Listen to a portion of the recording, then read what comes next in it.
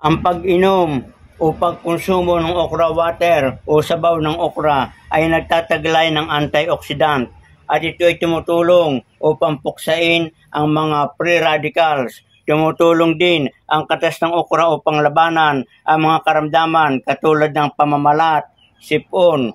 Ngayon ang atin ang gagawin mga kabayan, tayo ay magagawa ng okra water. At ang ating pamamaraang paggawa nito ay pwedeng ating lagyan ng 5 o hanggang 6 na okra.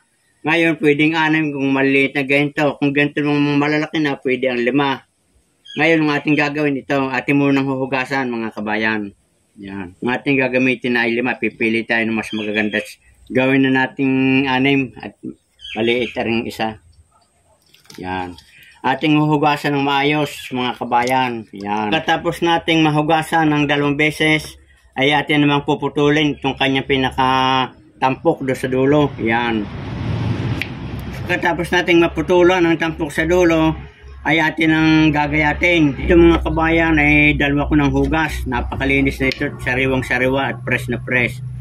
Ang kailangan mga kabayan, yung talagang bago natin kuha sa puno. Katulad itong aking ito, sariling puno. Kung kayo may mga puno sa inyong tanim, yun magandang gawin. Tapos natin na magayat yung okra, ilalagay natin dito sa ating glass o sa garapon. Yan. Akin ang kakamayin mga kabayan, ako din lang naman ang inom. At ang ating gagawin mga kabayan ay ating lalagyan ng 1 basong tubig.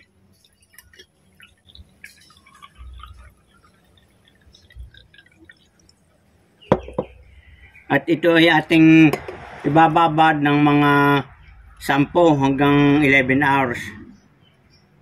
Ito ay ating tatakpan. Ilalagay natin doon sa loob ng ating bahay dahil hindi ganong nagagalaw ng mga bata. Ang pag-inom o pagkonsumo ng okra water o sabaw ng okra ay nagtataglay ng antioxidant at ito ay tumutulong upang puksain ang mga free radicals. Tumutulong din ang katas ng okra upang labanan ang mga karamdaman katulad ng pamamalat, sipon, ubo, at pananakit ng lalamunan.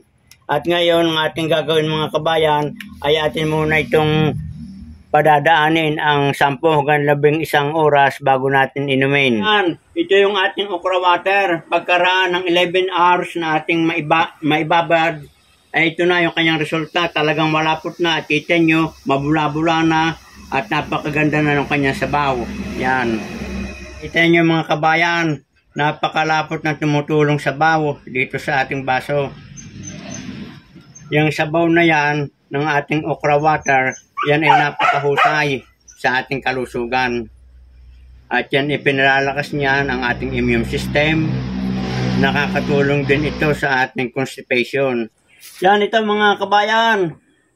Atin ang iinumin itong ating okra water. Ang ganda ng kanyang tubig, parang sabaw ng tuba sa buli. Ito mga kabayan. O talagang malapit mga kabayan na ano pa yung kanyang pinaka fiber. So yan mga kabayan, ganyan lamang ang paggawa natin ng okra water. At kailangan ay huwag nating palalampasin ng 10 o 11 oras para mas maganda at hindi totoong malapot ang ating pag-inom.